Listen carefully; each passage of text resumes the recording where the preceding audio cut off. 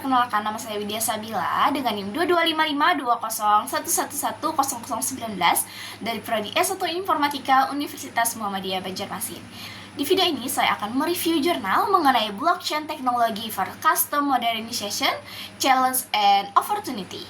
Penulis dari jurnal ini ialah Khalid Abdullah, diterbitkan di jurnal BPPK volume 17 nomor 3/2024 di halaman 232 sampai 242, dipublikasi di tanggal 31 Desember 2024. Oke, di jurnal ini penulis membahas tentang potensi teknologi blockchain dalam modernisasi sistem kepabeanan. Izinkan saya sedikit menjelaskan tentang pabean.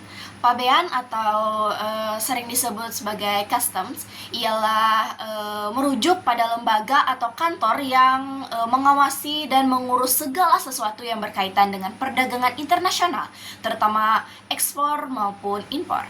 Oke, penulis juga mengemukakan bahwa seiring meningkatnya volume perdagangan internasional dan kompleksitas tugas, penulis juga mengemukakan bahwa seiring meningkatnya volume perdagangan internasional dalam kompleksitas tugas kepabeanan, teknologi digital seperti blockchain dibutuhkan untuk meningkatkan efisiensi, transparansi, dan keamanan.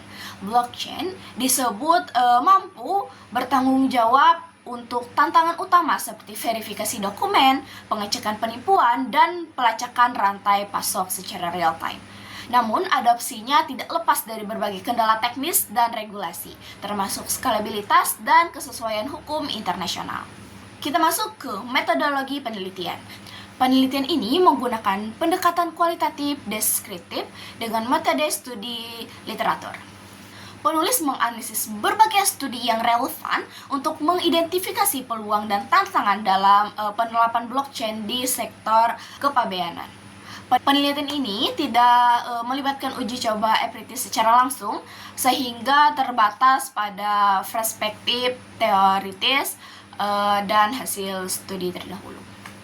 Oke, kita masuk ke hasil dan pembahasan. Penelitian ini mengidentifikasi sejumlah peluang utama dari penerapan blockchain dalam sistem kepabeanan.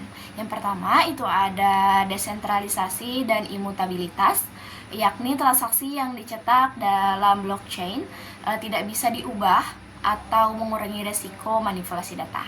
Yang kedua itu ada transparansi rantai pasok, yakni sejumlah transaksi tercatat secara real time sehingga memungkinkan pelacakan barang dari asal hingga tujuan.